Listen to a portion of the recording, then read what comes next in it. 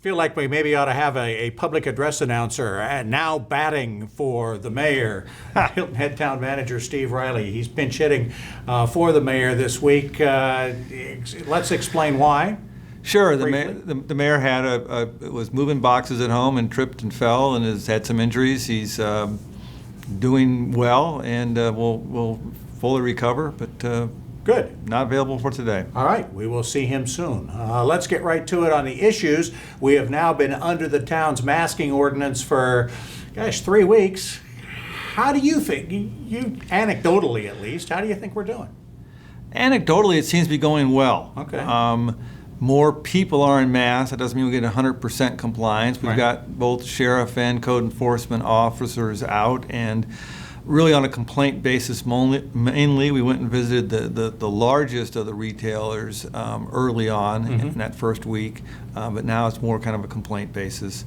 But generally people are understanding the fact that the major retailers nationally have gone here, and more folks, it seems to be working. The curfew that the governor put on also seems to be having a positive effect. Would you like to see more done, or are we about as far along down the road as we can go? Personally, there's probably more, but I know what our legal limits are, and I think I know what this state is likely and unlikely to do. Okay. So I think mostly my advice to people is take care of yourself. If you're not comfortable in a place, don't go there. If you're not comfortable out and about, stay home as much as you can. There you go. Take care of yourself. All right, the town is in negotiations with the county over that $3 million+ the mayor would rather not pay for sheriff services. He says our island taxpayers are already paying it. The county, on the other hand, is now talking a law enforcement service charge. At least the two sides are talking.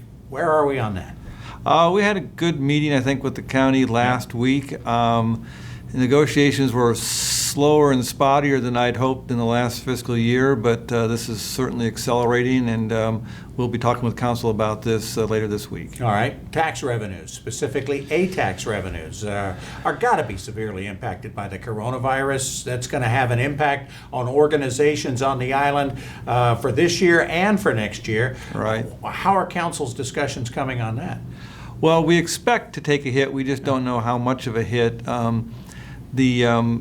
The revenues are, especially the state tax revenues, are remitted to us quarterly, and so usually about this week, later July is when we get the report for April, May, June. Clearly, April and May are going to be just in the tank, but June seems to have been pretty well, and that will give us our first real indication of what numbers are looking like. All right, we talked with Hannah Horn a little bit about the study that the Chamber has had commissioned by the College of Charleston on tourism. Yes. We certainly don't see any lack of tourists on the island right now.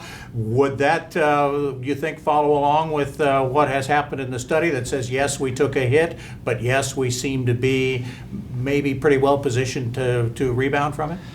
Yes, I think the conversations with hoteliers and with the rental agencies is that this is going to be a very strong summer.